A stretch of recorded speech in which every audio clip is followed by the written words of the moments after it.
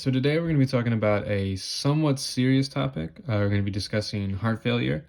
In this video, we're going to be talking about some of the causes of heart failure, some of the different types, specifically HFrEF and HFpEF, some of the compensations associated with each of those, some treatments that are available for heart failure patients, and then finally, some imaging modalities that can help us diagnose heart failure and help us dig deeper into exactly what the problem is with our patient. So to start our discussion of heart disease, it's important to talk about kind of what it is and exactly how we kind of can see how this happens. So we can look at heart failure as the failure of the pump-based system of the heart. All that really means is that we're not able to pump blood effectively, whether that's our atriums not being able to pump blood into our ventricles, or our ventricles not being able to pump blood out of our ventricles into the rest of our body. One thing to note, and we'll discuss more about this later, but the compensations that our body tries to use to fix this actually makes things much worse. We get in this kind of perpetual cycle where the compensations that we're using to try to fix things enhance the problem, which increases our body's want to fix it, and then so on and so forth. But some of the causes that we're going to see, it's going to be mostly some sort of cardiac disease or event, any sort of major event that's going to cause some death to the tissue, such as myocardial infarctions or heart attacks are a big issue. But even like CAD, coronary artery disease, arrhythmias, anything like that can kind of set off and begin heart failure. So there are two main types of heart failure that we commonly see. We're going to see HFrEF and HFpEF. Both of those obviously are acronyms. HFrEF is heart failure with reduced ejection fraction. HFpEF is heart failure with preserved ejection fraction. Once again, it's one of those big, fancy, scary medical terms that, once you kind of break it down, it's not that bad. Ejection fraction, all that means is the amount of blood that we're actually, filling in and able to actually get out. So with HFrEF, we're seeing that ejection fraction reduced. HFpEF, we're seeing that preserved ejection fraction, or ejection fraction preserved, as the name implies. So a few key differences between HFrEF, HFpEF. HFrEF, we are failing on systole. So basically what that means is that we're unable to push blood out of the left ventricle or right ventricle effectively. So primarily, this is going to be some sort of muscle issue, like we talked about earlier, like myocardial infarctions, can be an electrical issue that we're not getting the proper signal we need to, and other things. And again, as I discussed a little bit earlier, the main thing that we're really looking at is, yes, the disease is bad, but the things that are really going to kind of be a detriment to our patients is their own bodies and their own compensations. So immediately on the start of this HFrEF, we're going to see a down right shift of the Frank-Starling mechanism, which is basically our rubber band mechanism. So bigger the stretch, bigger the squeeze, up to a certain point, where that's not going to be working as effectively. So we're going to see a downshift in stroke volume.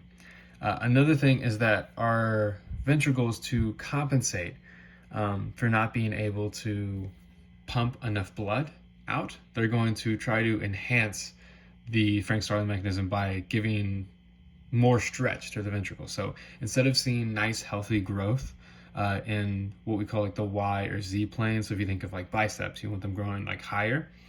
Same thing in other muscles, specifically with heart tissue as well, as we want to see hypertrophy in the Y plane, but we're not able to do that here. We're going to start adding in series instead, and that's going to cause a deformation of the ventricles to where we get these like flaccid, these very loose ventricles that are not able to generate a whole lot of power to push blood out. So as you can see, it's this perpetual cycle of, okay, HFrEF, we're not able to push blood out effectively. So our body says, okay, well, let's try to increase FSM. But by increasing FSM, we're actually decreasing FSM because we're just making our ventricles more flaccid. They're not able to produce enough force to get that blood out. HFpEF is a little less dangerous or serious. They're both serious, but HFpEF, you if you have to have one of them, you want HFpEF. Um, HFpEF, we are failing on diastole, which again is just, we're looking at this time, instead of the ventricles, we're looking at the atrium. So the atriums are having trouble pushing blood into the ventricles. Only two real main compensations that we're going to see with this is we're going to see some myocardial hypertrophy, which generally is a pretty good thing. But the issue is that we're not going to be able to stretch as much because, you look at, if you flex your bicep and try it, once you flex your bicep, if you like press into that muscle, it's not good and squishy. You would hopefully, you want it to be nice and hard, solid as a rock. So for a heart, obviously that's bad because again, we go back to Frank's Starling mechanism. We're no longer able getting that like nice good stretch, and we're also not able to fill our ventricles effectively, adding to the problem. Another thing that we're going to see is increased heart rate, which what this is going to do is going to actually decrease our lusitropy, and all lusitropy is, and I'll write it down. Lusitropy is the time that we have time to fill the ventricles. So all it is the time that we have to fill our ventricles, and it's actually going to decrease this by increasing our heart rate. Because if our heart rate's pumping, we're not going to see that same sort of AV nodal delay that we're used to seeing, because it's going to be constantly pumping and pushing. So our ventricles, again, aren't having that time to really fill up, which is only making these problems worse. So some treatments for these. The unfortunate part is there is no real cure. The only real thing that you can do is treat the symptoms as they come up and do your best to give them kind of the best life that they can, or that you can. Some of the things that they typically look at is we're going to be looking at cardiac rehab. And generally, this is going to be for your patients that aren't in severe stages. They're still able to maintain somewhat of a work rate.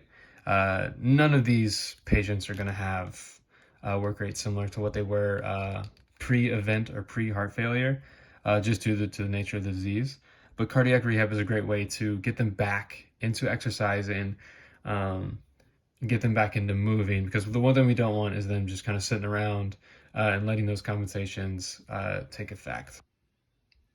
And another way that we can attack and treat heart failure is through the use of medicine, also known as drugs. And the main one that we're going to be giving them, between both of them, HFrEF and HFpEF, is going to be diuretics. A lot of these patients are going to be experiencing some sort of edema or dyspnea, because of the increased blood volume due to the disease. So that's going to help them kind of flush everything out and maintain their blood volume, or maintain it as a steady state. So make sure to decrease it because of heart failure. Another one is going to be vasodilators, to make sure that, specifically with HFrEF, to make sure that we're not increasing preload too much, because we don't want to overly stretch those ventricles. So while there isn't any cure, there are a few different treatment options that are available to us when looking at heart failure patients. And kind of circling around with imaging, there are a few different imaging devices available to us. We have MRIs, we have classic ECG things, but the primary one that we're going to want to be using, or at least in my opinion, is going to be your MRI.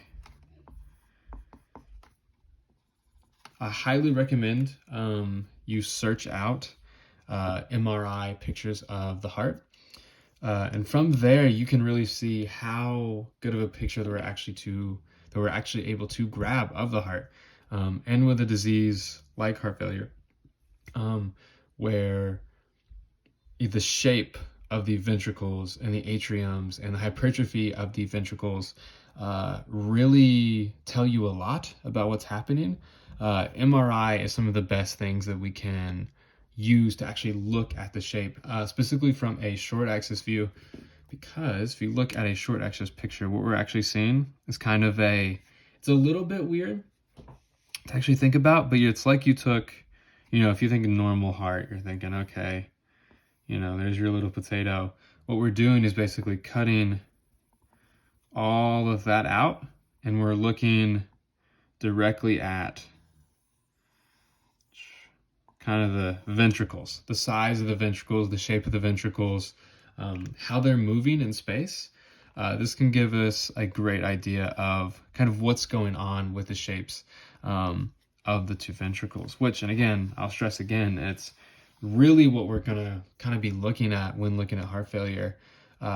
Due to the compensations, with HFpEF, we're looking at increased hypertrophy. So if we're seeing a decreased lumen size of the ventricles and seeing excess muscle there, that's going to be kind of point us in that direction. If we're seeing the ventricles having much wider lumen, or seeing that they're a little bigger than they should be as far as size-wise goes, then we may be looking at HFrEF. So MRI is going to show us tons and tons and tons of information that allow us to diagnose and treat these diseases, specifically heart failure.